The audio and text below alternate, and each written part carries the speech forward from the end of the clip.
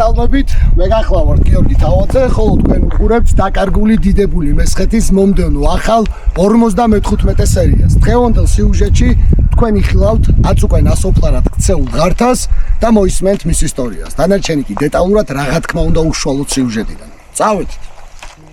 ასპინძიდან 7 კილომეტრის მოშორებით. იქ სადაც ოთისწყალი მოედინება, ამავე მდინარის პირას გაშენებულია დასახლება სახელწოდებით ოთა. ჩემი მესხეთში მოგზაურობისას უკვე მეორედ მიწევს ოთაში შესვლა. პირველად ეს გზა გავიარე იმისთვის, რომ შორეთის მონასტერში ავსულიყავი. ხოლო დღეს ჩემი სვლა გეზი მიმართულია იმ ნასოფლარისკენ, რომელიც ოთადან კიდევ უფრო ზევით, დაახლოებით 4 კილომეტრის მოშორებით იყო გაშენებული. ღართა ეს გახლავთ სახელი იმ ნასახლარისა, რომელიც დაკარგული დიდებული მესხეთის დღევანდელი 55 სერიის მთავარ ობიექტს წარმოადგენს.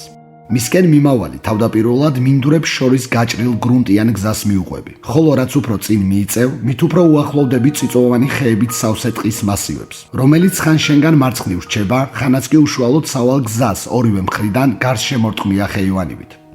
მომნატრებია ის სამარისებური სიჩუმე, რომელიც მესხეთის მთიანი ნასოფლარებისაკენ მიმავალ გზას ახლავს თან. მცენარეთა შრიალისა და ალიონზე გამოფრენილ ფრინველთა ფრთების შეფრთხილების ფონზე ჩემი ლურჯა ყველგანმავალის ძრავის გუგუნს თავიდან არეულობაში აქვს, ხოლო შემდგომ ერთ-ერთი ნაწილი ხდება ამ ბუნების მიერ მოწყობილი ჰარმონიისა. ბოლო შემაღლებაც დავძლიე და გამოჩნდა მოვაკებული ალაგი მასზე მდგომი პანტის ხეებით. ეს უკვე ერთ-ერთი ნიშანია იმისა, რომ აქ ადრე სოფელი იყო. შესაბამისად შემიძლია თავისუფლად ვთქვა, რომ უკვე ღართაში ვიმყოფები. ვიწყებ გარემოს დათვალიერებას და პირველი რაც ჩემს ყურადღებას იქცევს, გათლილი ქვებით მოწყობილი წყაროა. თუ მას დავაკვირდებით, კარგად შევნიშნავთ იმ ასწლოვან დამუშავებულ ქვებს, რომლებიც წინად ღართაში არსებულ ნაგებობათა კუთვნილებას წარმოადგენდა. ხოლო უახლოეს წარსულში შეიძინა ახალი ფუნქცია და იმ მესხების მიერ იქნა გამოყენებული წყაროს მოსაწყობად, რომლებიც არც მათ წინაპარსა და არც საუკუნეთა განმავლობაში მდუმარებას მიცემულ ადგილს ივიწყებენ.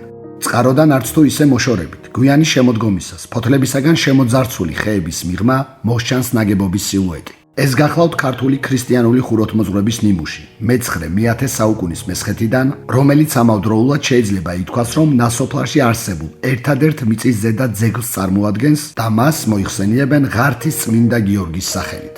მივიწევ ტაძრისკენ და რაც უფრო უახლოვდები მას, მით უფრო იმატებს წინათ სამშენებლო მასალად გამოყენებული, დღეს კი ქაოტურად მიმოფანტულ გათლილ ქვათა ფრაგმენტები. ეს უკანასკნელნი წარმოადგენენ როგორც უშუალოდ სამლოცველოს ჩამონგრეული კედლის ნაწილებს, ასევე ეკლესიის გარშემო არსებულ ნაგებობათა ნაშთებს, რომელიც აქ არაერთი იქნებოდა ღართის გაუკაცრიელებამდე. წმინდა გიორგის დარბაზული ტაძრის კადრების ფონზე შევეცდები რაც შეიძლება მეტი რამ გიამბოთ იმ მესხური ნასოფლარის შესახებ, რომელზეც სამწუხაროდ ჩვენამდე მოღწეული საისტორიო წყაროები საკმაოდ მწირია.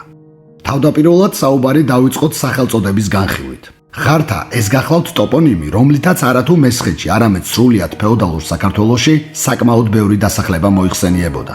იგი მომდინარეობს სიტყვა ღარისგან, რომელიც თავდაპირველად ხევის, იგივე ღრმული სინონიმი იყო. შემდგომად მას დაემატა უძველესი ქართული სუფიქსი თა, რომლის დართვითაც ხდებოდა კრებითობის, ანუ სიმრავლის აღნიშვნა. ესე იგი ტოპონიმი ღართა ნიშნავს ღარებად დახრამულ ადგილს, ან მეორენაირად რომ თქვათ, ხევებიან ალაგს. მაშასადამე ასეთი სახელწოდების შერქმევას განაპირობებდა უშუალოდ იმ ლანდშაფტის თავისებურება, რომელზეც გაშენებული იყო სოფელი. სახელწოდებასთან დაკავშირებით ყველაფერი ნათელია, მაგრამ სრულიად ბურუსით არის მოცული ის საკითხი, თუ რა პერიოდიდან არსებობს ღართა როგორც დასახლება. იქიდან გამომდინარე, რომ ამაზე ჩვენს ხელთ არსებული არც ერთი წყარო არ საუბრობს, ერთადერთი რისი მეშვეობითაც ამ კითხვაზე ზუსტი პასუხის გაცემაა შესაძლებელი, არქეოლოგიური სამუშაოებია, რომლის შედეგადაც შესაძლებელია გამოვლინდეს ნასოფლარის ტერიტორიაზე მიწის ფენებით დაფარული ისეთი არტეფაქტები, რაც უზრუნველყოფს დაზუსტებით ღართის ასაკის განსაზღვრას. მაგრამ აქ არის კიდევ ერთი ძალიან საინტერესო გარემოება, რომელიც თავის მხრივ ვარაუდის დონეზე მაინც შეგვიქმნის წარმოდგენას ამ ალაგის ასაკთან მიმართებაში. სიუჟეტის დასაწყისში, როგორც უკვე გითხარით, ასპინძიდან რამოდენიმე კილომეტრის დაშორებით, ჯერ ამოვედი ოთაში, ხოლო ოთადან კიდევ უფრო ზევით ღართაში. თქვენ ახლა კადრში ხედავთ თანამედროვე სატელიტო რუკას და მასზე ჩემს მიერ გავლილ მარშრუტს, სადაც საბოლოო დანიშნულების ადგილი ღართის წმინდა გიორგია. ეგრეთ წოდებულ Google Maps-ზეც კი შესამჩნევია გრუნტიანი გზის აღმნიშვნელი მკრთალი ხაზი, რომელიც ცდება ღართას და მთის უმაღლეს წერტილისაკენ მიემართება. ამ მთის მეორე მხარეს მდებარეობს ციხისჯვარი, რომელიც ფეოდალურ წარსულში თორის უმთავრეს ციხესიმაგრეს წარმოადგენდა. ეს ყველაფერი შემთხვევითი არ გეგონოთ, რამე თუ ჩემს მიერ დასახელებული გზა რეალურად გახლავთ ის ისტორიული მარშრუტი, რომლითაც ხდებოდა მესხეთის პროვინციების, სამცხისა და თორის ერთმანეთთან დაკავშირება. შესაბამისად, მთიან რელიეფზე გაჭრილი გზა, რომელზეც დღეს მხოლოდ მაღალი გამავლობის ავტომობილები მოძრაობენ, წინად მესხეთის პროვინციათა დამაკავშირებელ უმთავრეს გზას წარმოადგენდა. ამ მოცემულობიდან გამომდინარე კი ღართაცა და ყველა ის სოფელიც, რომელზეც ზემოთ აღწერილი მარშრუტი გადადიოდა, წარმოადგენდნენ მნიშვნელოვან დასახლებებს და მათი აღმოცენებაც ადრეულ საუკუნეებშივე უნდა მომხდარიყო. გარდა ამისა, თუ დავაკვირდებით წმინდა გიორგის სახელობის ტაძარს, რომელიც სერიის მიმდინარეობისას, როგორც უკვე აღვნიშნე, მე-9 საუკუნეების მიჯნაზე უნდა იყოს აშენებული, აუცილებლად შევამჩნევთ იმ გულმოდგინებით შესრულებულ არქიტექტურას, რაც ისტორიულ საქართველოში იქმნებოდა ამა თუ იმ ფეოდალის შემწეობით მხოლოდ ისეთ ადგილებზე, რომელიც იმაზე დიდი მნიშვნელობის მატარებელნი იყვნენ, ვიდრე უბრალოდ სოფლის ტიპის დასახლებებია. ასე ამგვარად, ზემოთ ჩამოთვლილი გარემოებებიდან გამომდინარე, ლოგიკურია თუ დასკვნის სახით ვიტყვით, რომ ღართა ადრეული პერიოდიდან მოყოლებული წარმოადგენდა მნიშვნელოვან დასახლებას, გაშენებულს მესხეთში ერთ-ერთი საკვანძო გზის მახლობლად, რომლის მნიშვნელოვანი სტატუსი ამოიკითხება ნახევრად ჩამონგრეულ დარბაზული ტაძრის გულმოდგინებით შესრულებულ არქიტექტურაში. საბაია ლასურასძე, დარისპან ზერეკასძე, ელია მატულასძე, ვინმე ლომინასძე და ისაიასძე, რომელთა სახელებიც არ იკითხება და ამ პირებს დამატებული ვინმე ვეფხია, გახლავთ იმ 6 კომლის, ესე იგი ოჯახის თავკაცები, რომლებიც 1595 წლისათვის სოფელ ღართაში სახლობენ. ეს აღწერის მონაცემები, რა თქმა უნდა, ჩაწერილია მე-16 საუკუნის მიწურულს მესხეთის დამპყრობ ოსმალეთის იმპერიის მიერ და შეტანილია ეკონომიკური ხასიათის მქონე დოკუმენტში გურჯისტანის ვილაიეთის დიდ დავთარში. ამ უკანასკნელში აღწერილი სოფელი ღართა მხოლოდღა 6 კომლი ქრისტიანი ქართველით, რომლებზეც გადასახადის სახით სულთნის წინაშე შეწერილია 10,000 ახჩა, პირდაპირ მიუთითებს იმაზე, რომ დასახლება უკვე დაცლის პირას იმყოფება. თუ კონკრეტულად რამ გამოიწვია ღართის მაცხოვრებელთა ასე შეცოტავება, უცნობია. მაგრამ აქვე გეტყვით იმასაც, რომ მე-16 საუკუნიდან მოყოლებული მე-19 საუკუნის 30-იან წლებამდე, ანუ იმ დრომდე, რაც აქ თურქები ბატონობდნენ, დასახლებებიდან მკვიდრი მესხების აყრა უმეტესწილად განპირობებული იყო იმ თურქმანული ტომების გამო, რომლებიც აქ ცეცხლითა და מחვილით შემოდიოდნენ. მართალია 1595 წლისათვის მესხეთი უკვე ოფიციალურად ოსმალების მიერ ჩაყლაპულია და იწოდება ჩილდირის საფაშოდ, მაგრამ სანამ ეს უკანასკნელნი საწადელს მიაღწევდნენ და ისტორიულ სამხრეთ-დასავლეთ საქართველოს ხელში ჩაიგდებდნენ, ამისთვის თითქმის მთელი მე-16 საუკუნე აწარმოებდნენ ამ მიწაზე შემოსევებს. სწორედ ამ ისტორიული რეალობიდან გამომდინარე, დაცლილი სოფლები შეგვიძლია ორ ჯგუფად დავყოთ. პირველი, დასახლებები, რომლის მაცხოვრებელთა აყრა გამოიწვია მე-16 საუკუნის განმავლობაში გაუთავებელმა შემოსევებმა.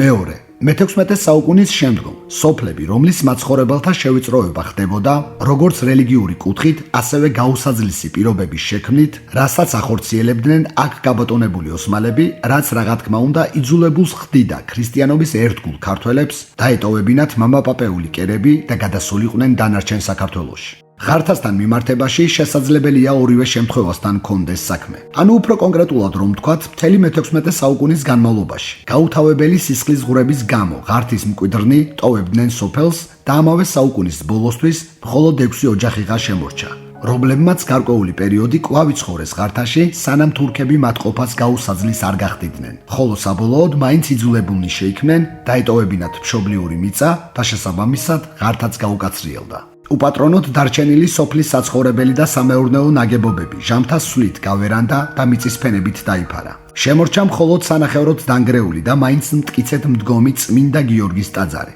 ეს ზემოთ ჩამოყალიბებული თეორია სრულიად თავისუფლად შეიძლება ჭეშმარიტი იყოს. მით უმეტეს მის საპირწონედ გამოდგება ისიც, რომ მესხეთიდან თურქების განდევნის შემდეგ, რაც აქაურობის ახალი დამპყრობელი და ბატონ პატრონი რუსეთის იმპერია შეიქმნა, მათ მიერ შესრულებულ ჩანაწერებში ღართა ყველგან უკაცრიელ და დიდი ხნის წინ მიტოვებულ ადგილად არის მოხსენიებული. მაგალითად, მეფის რუსეთის დროინდელი საარქივო ჩანაწერი, რომელიც თარიღდება მე-19 საუკუნის პირველი ნახევრით, გვამცნობს, რომ რადგან ღართაში სახნავ სათესი ადგილების სიმწირეა, აქაურობა უმეტესად საქონლის საძოვრად გამოიყენება. ეს ნაწყვეტი რუსეთის იმპერიისეული დოკუმენტიდან, მიუხედავად მისი სიმწირისა, თუ ჩაუღრმავდებით, რამოდენიმე მნიშვნელოვან ცნობას გვაწვის. ამის უკეთ გადმოსაცემად კვლავ ოსმალების ბატონობის პერიოდს მიუბრუნდები, რომლის დროსაც, როგორც უკვე გითხარით, მესხეთიდან ქრისტიანი ქართველების აყრა საკმაოდ მასიურ ხასიათს ატარებდა. ასევე აქტიურად ხდებოდა მესხებისაგან დაცლილ ადგილებზე ისეთი თურქმანული მოდგმის მომთაბარე ტომების დასახლება, როგორებიც იყვნენ თარაქამები, ხიმშილები, თურქები და ამათ დამატებული ქურთებიც. ყველა ეს ზემოთ ჩამოთვლილი ხალხი ცალ-ცალკე და ერთადაც აღებული ძირითადად ეწეოდა მესაქონლეობას, რადგან მათ გენეტიკურ კოდში საუკუნეთა განმავლობაში ჩადებული იყო მომთაბარე ცხოვრების ჩვეულება, რომლის განუყოფელ ნაწილსაც მეჯოგე მესაქონლეობა წარმოადგენდა. მიწათმოქმედება და სხვადასხვა კულტურათა მოყვანა ეს სახელმწიფოებრიობის შეგნების მქონე ხალხისათვის დამახასიათებელი საქმიანობა გახლდათ და ასეთები იყვნენ სწორედ ჩვენი წინაპრები. მაგრამ ჩვენ და საუბედუროთ მესხეთის მიწა მე-16 საუკუნიდან მოყოლებული თურქმანული ტომებისა და მათი პირუტყვის სამყოფელ ალაგად იყო ქცეული. ნაწყვეტი რუსეთის იმპერიისეული დოკუმენტიდან, სადაც საუბარია ღართაშის საძოვრად ამოყვანილ საქონელზე, სწორედ იმ თურქმანულ მაჰმადიანური მრწამსის მქონე ხალხის საკუთრებას უნდა წარმოადგენდეს, რომელნიც აქ ოსმალეთის იმპერიას შემოყვნენ და კონკრეტულად მესხეთის ამ ნაწილში, ანუ მდინარე ოთისწყლის ხეობაში მასიურად ცხოვრობდნენ. აქვე გეტყვით იმასაც, რომ სწორედ ასეთი ადამიანები წარმოადგენდნენ უმეტესობას 1944 წელს საბჭოთა კავშირის გადაწყვეტილებით შუა აზიაში დეპორტირებულ ადამიანთა შორის. და ასევე ამ ხალხის შთამომავლები უწოდებენ თავს თურქ მესხებს, რომელთაც გენეტიკურად არავით არის საერთო არ გააჩნიათ მესხეთის მიწაზე მაცხოვრებელ ძირძველ ქართველებთან, მესხებთან და ჯავახებთან. ღართის წმინდა გიორგის ტაძრის მაგალითზე კარგად ჩანს ზემოთხსენებულ ხალხთა დამოკიდებულებაც ქართულ სალოცავებთან მიმართებაში. იმის უკეთ გასაგებად თუ რავს გულისხმობ, ყურადღება მიაქციეთ ტაძრის დასავლეთ კედელთან შემოვლებულ ქვებს, რომელიც არ გეგონოთ სამლოცველოსთვის განკუთვნილი რაიმე დამატებითი მინაშენის ნანგრევები, რადგან ეს გახლავთ სახელდახელოდ გაკეთებული გომი, ანუ საქონლის სადგომი. ეს რომ ნამდვილად ასია, ამას ადასტურებს ქართველი ისტორიკოსის გიორგი ბოჭორიძის ჩანაწერი, გაკეთებული 1933 წელს, როდესაც ღართის წმინდა გიორგის ეკლესიის დათვალიერებისას ის წერს, რომ ტაძრის დასავლეთით გამართულია გომი. ასევე მე-11 საუკუნეებში აგებულ მესხურ ქრისტიანულ ხუროთმოძღვრების ნიმუშს დღემდე შემორჩენია დასავლეთისა და ჩრდილოეთის სუფთად გათლილი ქვით შემკობილ ფასადს არაერთი ნატყვიარები, რომელიც ოსმალებისა და მათი წახალისებით შემოსულ ხალხთან ახელავია. წარჩინებული სოფლის ნაშთი ეკლესიითურთ. სწორედ ასე დაახასიათა მე-20 საუკუნის დასაწყისში ექვთიმე თაყაიშვილმა ღართა, რომელმაც აქაურობა მოინახულა სამხრეთ საქართველოში მის მიერ განხორციელებული ექსპედიციისას. სავსებით ვეთანხმები გამოჩენილ ქართველ მოღვაწისა და ღვთისკაცად წოდებული ექვთიმეს შეფასებას და ვფიქრობ ნებისმიერი ამ აზრზე დადგება თუ აქაურობას თავად მოინახულებს, რადგან არის მთელი რიგი შეგრძნებებისა, რომელთა ზიარებისთვისაც ადამიანი თავად უნდა ეწვიო კონკრეტულ ადგილს. ვერცერთი თანამედროვე ციფრული ტექნიკა ვერ შეძლებს ბოლომდე გადმოქცეს ის ემოცია, რაც შენი ქვეყნის ისტორიულ ნასახლარებშია ჩაბუდებული. რამოდენიმე საუკუნის წინ გაუკაცრიელებულ და გავერანებულ სოფელში თითქმის საერთოდ გამქრალა კვალი ადამიანთა საცხოვრებლად განკუთვნილი ნაგებობებისა. მაგრამ დღესაც დგას უმცირე 10 საუკუნის წინ აგებული, მეფეთა უძლეველი წინამბრძოლის, ღვაწლით შემოსილი, დიდი მოწამის წმინდა გიორგის ტაძარი.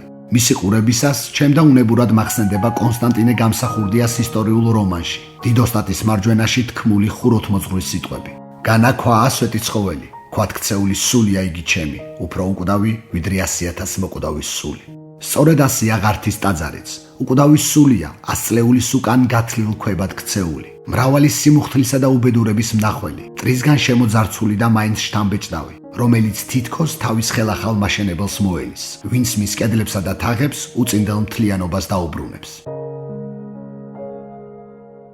ამ სერიას უძღვნი ჩემ მესხ ახალგაზრდა ძმებს, ლევან მაგრაქველიძესა და ცოტნე ზაზაძეს, ღართის ხშირ სტუმრებსა და დაკარგული დიდებული მესხეთის სიუჟეტების დიდ გულშემატკივრებს.